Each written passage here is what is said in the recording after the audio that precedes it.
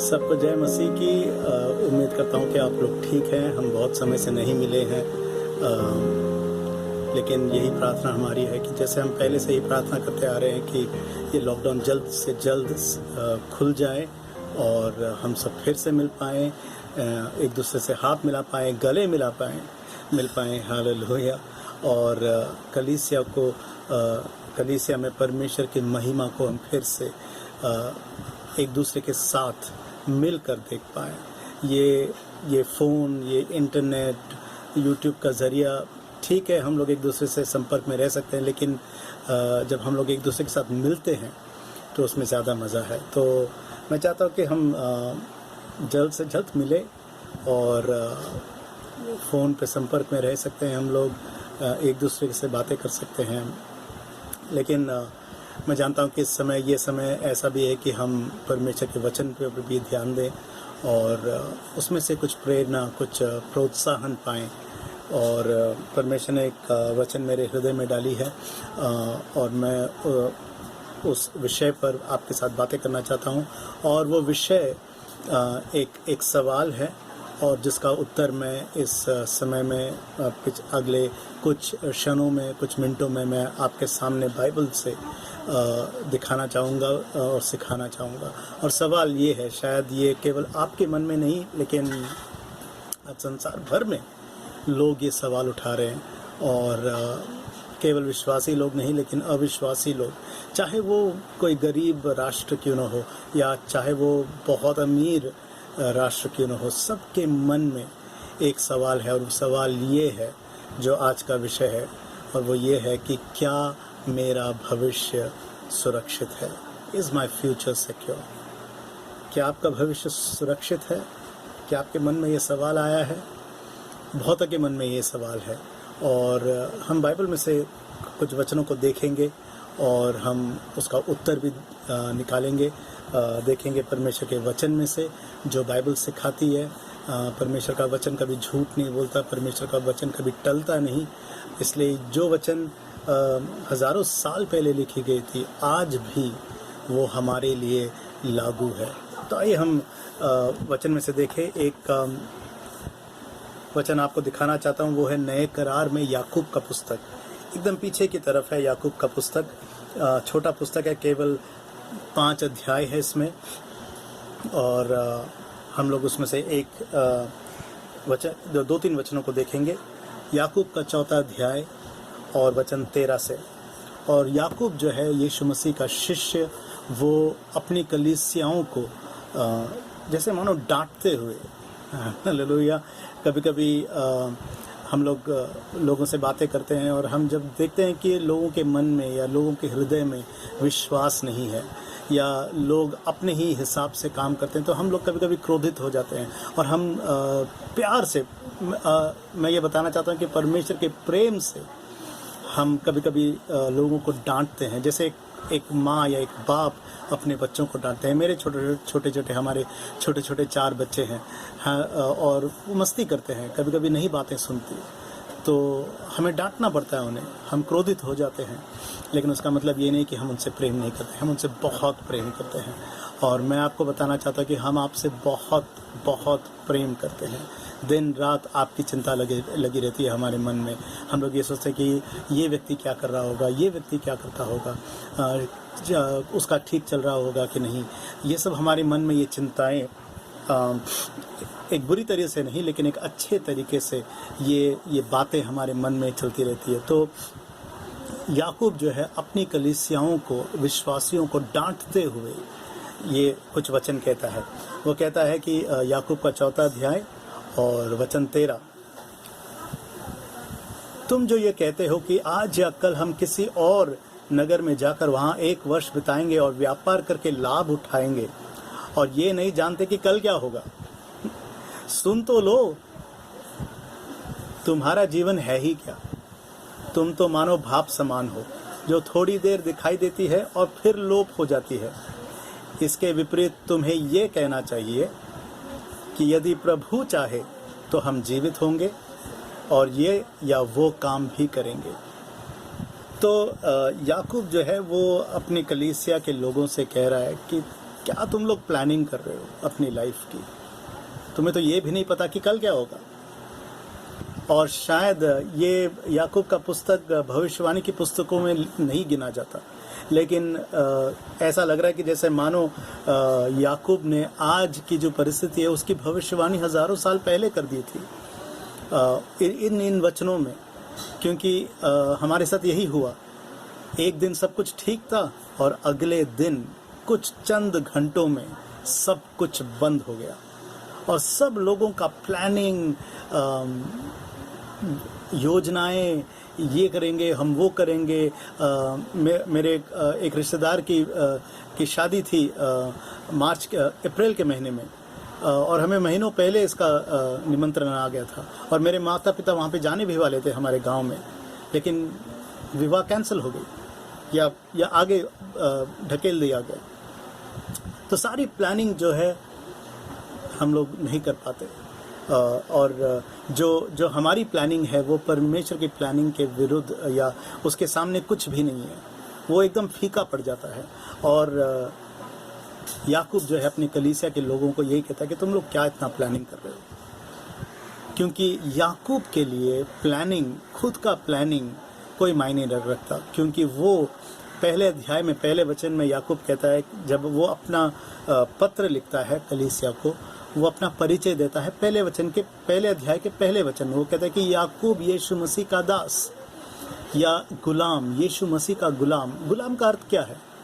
कि उसे एक गुलाम को या एक दास को अपनी कोई प्लानिंग नहीं होती, वो अपना कोई निर्णय नहीं लेता, वो वही करता है जो उसका स्वामी प्लान करता है। तो याकूब अपने कलीसिया से कह रहा है कि तुम अपनी प्लानिंग मत करो, परमेश्वर की प्लान के अनुसार, परमेश्वर की योजनाओं के अनुसार तुम चलो। इसके लिए आप केवल विश्वासी, मैं विश्वास करता हूँ, हमारा विश्वास आहे, केवल उतना काफ़ी नहीं है। याकूब जो है वो यीशु मसीह का दास, पूरी तरह से समर्पित, वो गुलाम था यीशु मसीह का। जो यीशु मसीह कहता था वो करता था। क्या आप यीशु मसीह के गुलाम हो? क्या केवल आप एक विश्वासी हो कि हाँ मैं चर्च जाता हूँ, बाइबल पढ़ता हूँ, अच्छा लगता है मुझे, मैं विश्वास भी करता हूँ यीशु मसीह पर, लेकिन याकूब कह रहा है कि मैं तो एक गुलाम हूँ, मैं तो एक दास हूँ, इसलिए मेरे लिए प्लानिंग, ये नहीं कह रहे हैं कि हम लोग कोई प्लानिंग नहीं करें, लेकिन मैं ये कह रहा हूँ कि हम अपनी योजनाओं को परमेश्वर के हाथों में सौंप दें और परमेश्वर जो कहता है वो हम करें। परमेश्वर जहाँ कहता है वहाँ पर हम जाएं। तो क्या हमारा भविष्य सुरक्षित है? यदि आपका भविष्य आपके प्लान के अनुसार है तो मैं भाई कोई गारंटी नहीं दे सकता, लेकिन यदि आपका भविष्य परमेश्वर के प्लानिंग और उसकी योजनाओं के अनुसार है तो आपका भविष्य बिल्कुल सुरक्षित है। हाँ, फिर से सुनिए, मैं आपसे कह रहा हूँ कि यदि आपका भविष्य परमेश्वर की योजनाओं पर निर्भर है, निर्धारित है, उस पर आधारित है, तो आपका भविष्य बिल्कुल सुरक्षित है। आपको डरने की कोई ज़रूरत नहीं है, बिल्कुल ज़रूरत नहीं है। और ये मैं दावे के साथ कह सकता हूँ, क्योंकि जब मैंने कुछ दिनों पहले मैंने ये गवाही दी थी, आपने सुना होगा कि पिछले 1-1.5 महीने में हमने जो बहुतायत देखा है वो पहले कभी नहीं देखा, और हमने परमेश्वर के वचन पर विश्वास किया। और हालांकि ये सबसे कठिन समय शायद हो सकता था हमारे लिए, लेकिन ये मैं सच्चाई से, पूरी सच्चाई से, ईमानदारी से ये कह रहा हूँ, और ये मेरा परिवार, मेरे बच्चे इसके गवाह हैं कि जो बहुतायत हमने इन दिनों में देखा है वो पहले कभी नहीं देखा। हालेलुया। क्योंकि हमारे लिए ये जो भविष्य है, अभी जो हम जिस भविष्य में जी रहे हैं, 1 महीने पहले आज का दिन भविष्य था, 1.5 महीने पहले आज का दिन, 2 महीने पहले आज का ये दिन, आज 16 तारीख है, 16 मई 2020, आज का ये दिन 2 महीने पहले भविष्य था। लेकिन 2 महीने पहले हमारे लिए भविष्य परमेश्वर ने सुरक्षित कर दिया। क्यों? क्योंकि हमने परमेश्वर पर पूरी तरह से विश्वास किया। और मैं आपको यही प्रोत्साहन देना चाहता हूँ कि आप भी परमेश्वर पर पूरी तरह से विश्वास करें और परमेश्वर आपको सुरक्षित रखेगा और आपके भविष्य को सुरक्षित रखेगा। हालांकि क्योंकि उसका वाचा है। और याकूब जो है डांटता तो है, लेकिन साथ में वो कुछ प्रोत्साहन भी देता है। वो एक प्रोत्साहन भी देता है, और वो प्रोत्साहन देने के लिए वो दो लोगों का उदाहरण देता है, और दोनों भी लोग बाइबल में से है। एक वैश्य राहाब, जो हम यहोशू के 6 अध्याय में पढ़ते हैं। यहोशू का पुस्तक जो पुराने करार में है, पुराने करार में 6 पुस्तक है, उत्पत्ति निर्गमन के बाद वैसे 6 पुस्तक है। और उसके पुस्तक में हम लोग देखते हैं कि यहोशू जो है अपने दूतों को, जासूसों को भेजता है यरीहो नगर में जासूसी करने के लिए कि वो नगर ठीक ठाक है कि नहीं, क्या हम लोग आक्रमण कर पाएंगे कि नहीं। और जब ये 2 जासूस वहाँ पर आते हैं तो राहाब जो एक निवेश्य थी, वो इन 2 जासूसों को अपने घर में छुपा के रखता है।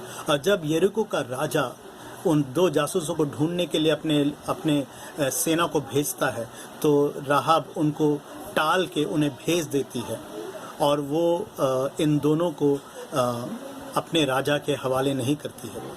क्यों? क्योंकि राहाब जो है वो विश्वास करती थी कि ये 2 जो दूत आए थे, जो 2 जासूस आए थे, वो परमेश्वर यहोवा के थे। और उसने कहा कि तुम्हारा परमेश्वर सच्चा परमेश्वर है, इसलिए मैं तुम्हें बचा रही हूँ। इसलिए बस इतना काम करना कि जब तुम इस नगर पर आक्रमण करोगे तो मुझे याद करना। और बाइबल बताती है कि ठीक उसी तरीके से परमेश्वर के जासूसों ने, यहोशू के जासूसों ने राहाब के साथ ये वाचा बांधा। ये राहाब कौन है? राहाब कौन है? राहाब का भविष्य क्या था? क्या हुआ?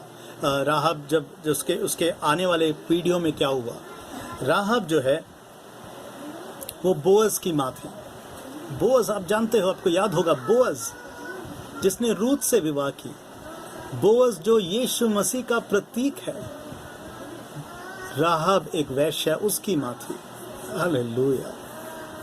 और राहाब जो है वो राजा दाऊद की दादी थी, और राजा दाऊद का पुत्र सुलेमान, उसके वंशज आगे बढ़ते बढ़ते बढ़ते हम लोग ये देखते हैं कि एक वैश्य के वंशज से हमारा उद्धार करता, संसार का उद्धार करता यीशु मसीह पैदा हुआ। 15-16 पीढ़ी के बाद यीशु मसीह पैदा हुआ। किसके वंशज से? एक वैश्य के वंशज से। और वो वैश्य ने क्या की? उसमें क्या खासियत थी? उसमें ये खासियत थी कि उसने अपने आप को पूरी तरह से परमेश्वर के हाथों में सौंप दिया। उसने परमेश्वर के 2 दासों को, 2 दूतों को उसने पनाह दी। अपने राजा के विरुद्ध उसने बहुत बड़ा रिस्क लिया, और परमेश्वर ने उसे उसका प्रतिफल दिया। हालेलुया। आप कहेंगे कि चलो अच्छी बात है, मेरे आने वाली पीढ़ियां जो है मेरे आगे 100, 200, 350, 500 साल के बाद लोगों का अच्छा रहेगा, उनके लिए उनका भविष्य अच्छा रहेगा। लेकिन अभी क्या होगा? अब का क्या होगा? आज क्या होगा? कल क्या होगा? ये 2020 में क्या होगा? अगले महीने में क्या होगा? जून महीने में क्या होगा? जुलाई महीने में क्या होगा? तो मैं आपको बता दूं, जब ये दोनों दास, ये क्षमा की जगह, ये दोनों दूत जब राहाब से मिलके वो लोग जा रहे थे, उन्होंने उसे वादा किया। और जब हम लोग ये वचन को देखेंगे, वचन है यहोशू का 6 अध्याय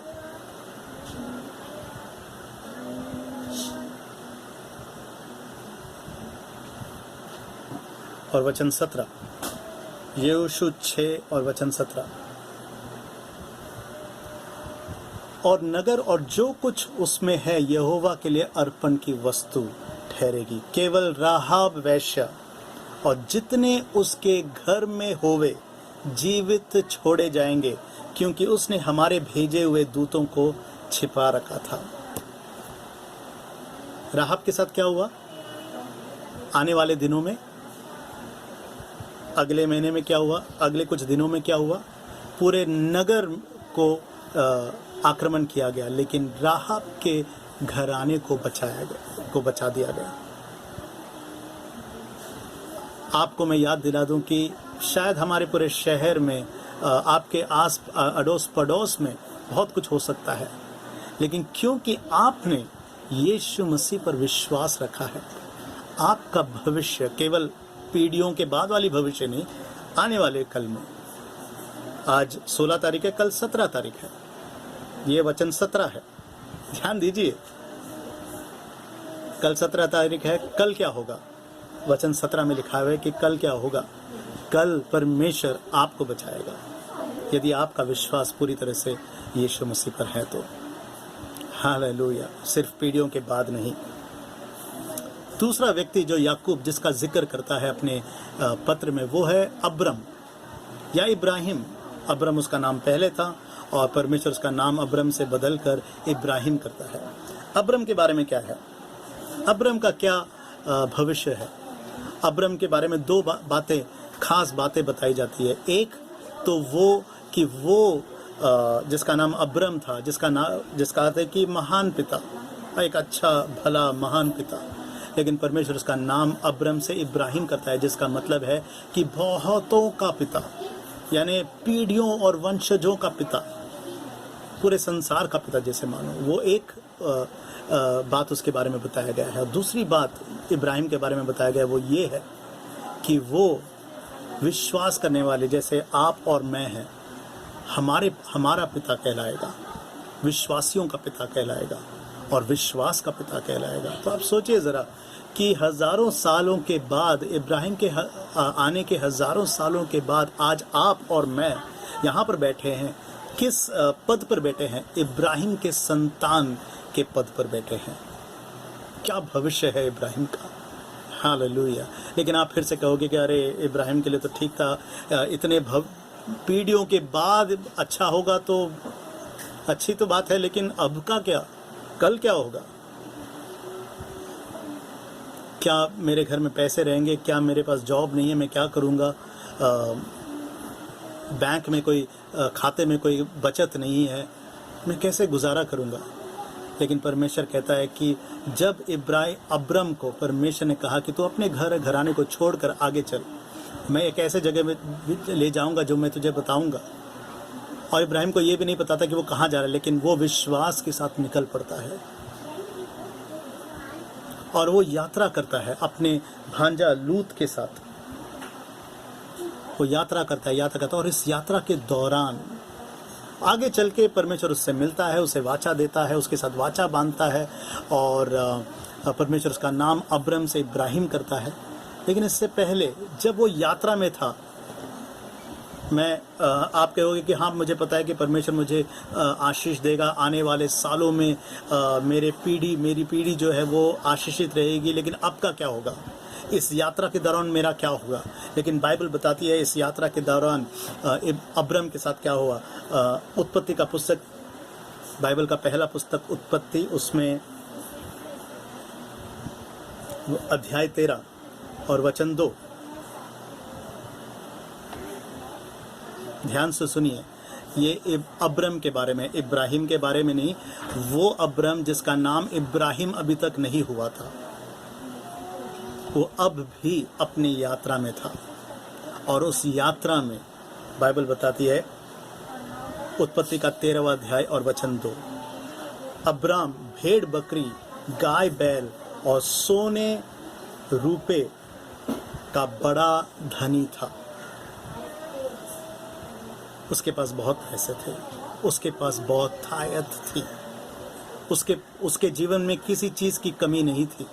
वो गरीब नहीं था, वो संघर्ष नहीं कर रहा था, वो ठीक ठाक था।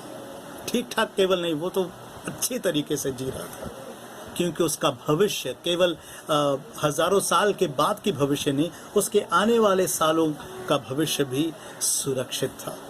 हालेलुया।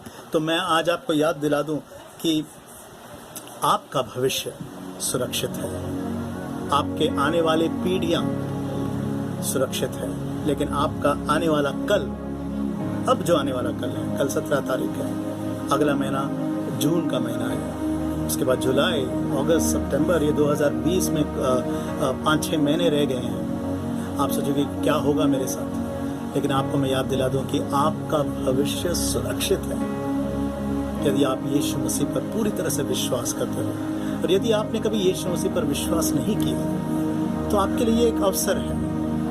यीशु मसीह पर विश्वास करने का अर्थ क्या है? यीशु मसीह ने आपके लिए क्या किया? यीशु मसीह आपके लिए, आपके पापों के लिए, आपके पापों का दंड अपने आप पर लिया और वो क्रूस पर मरा। उसने अपने आप का प्राण दे दिया ताकि आप क्षमा पा सके, ताकि आप अनंत काल का जीवन पा सके। तो यदि आप यीशु मसीह पर अपना विश्वास रखना चाहते हो तो आप मेरे साथ प्रार्थना कर सकते हो। आप अपनी आंखें बंद करें और मेरे पीछे कहें कि हे प्रभु यीशु, मुझे क्षमा कर। मैं ये विश्वास करता हूँ कि तू मेरा उद्धार करता है और तू मेरे लिए, मेरे पापों के लिए क्रूस पर मरा। इसलिए आज मेरे पापों को तू क्षमा कर और मुझे एक नया जीवन दे। आज जो मैंने बातें सुनी वो मेरे जीवन में लागू होने दे।